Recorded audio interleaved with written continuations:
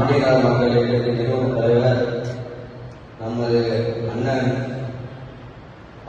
சீனி நாடார் அவர்களுக்கு என் மனமார்ந்த வணக்கத்தை தெரிவித்துள்ளேன். மற்றும் விஜய் கணேசன் அவர்களுக்கும் காளிராஜ் அவர்களுக்கும் மற்றும் நிர்வாகிகள் அனைத்து சொந்தங்கள் இளைஞர்கள் அனைவருக்கும் மனமார்ந்த வணக்கத்தை தெரிவித்துக் கொள்கிறேன். அதாவது இப்போ நம்ம கூடி வந்திருந்தா நாடார் அரசியல் விழிப்புணர்வு ஆலோசனை கூட்டம் நம்ம அண்ணன் சீனியர் தலைமையில் நம்ம அந்த வேலை கூடி வந்திருக்கோம். எதுக்கு அப்படின்னா இப்போ வருகிற எலெக்ஷன்ல ஒவ்வொரு ஊர்லையும் மற்ற மாற்று சமுதாயத்தோட தான் எல்லா ஒரு கவுன்சிலர் பொது பதவியோ பிரசிடென்டோ ஒவ்வொரு உறுப்பினராக இருக்காங்க. ஒவ்வொரு ஊரையும் நம்ம பார்த்துட்டு தான் இருக்கோம். வர வர நம்ம சமுதாயத்தில் ஒற்றுமை இல்லை. அதனால எல்லா இடங்களிலும் ஒரு கருத்து வேறுபாடுலாம் தெரிஞ்சு போன மாதிரி இருக்கிறோம். அதை முதல்ல நமக்குள்ள ஒற்றுமையாக கொண்டு வரணும்.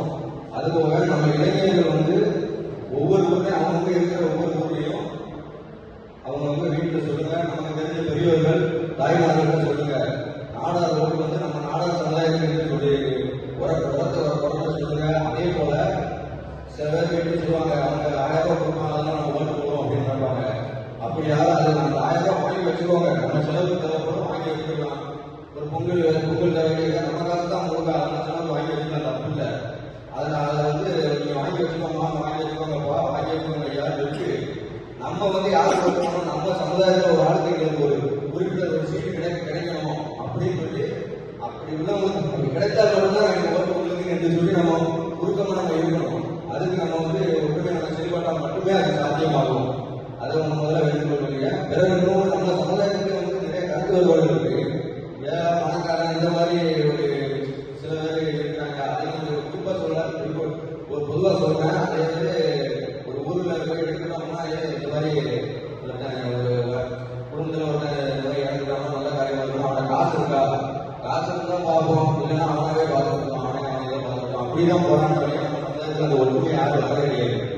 இதே மாதிரி நான் ஒரு இடத்துல பார்த்தேன், மாற்று சமுதாயத்திலிருந்து வர்றவங்க அவனோட ஒன்றுமே கிடையாது. ஆனா அந்த இறந்த நேரத்துல ஓடி என்ன செய்யணும், நம்ம தெருவில் தான் அவங்க வீடு இருக்கு, அதனால ஓடியா அத்தனை தாத்தால சின்ன பையன் பெரிய வரைக்கும் எல்லாரும் ஒற்றுமையாக அந்த நேரத்தில் குரல் வந்துருக்காங்க.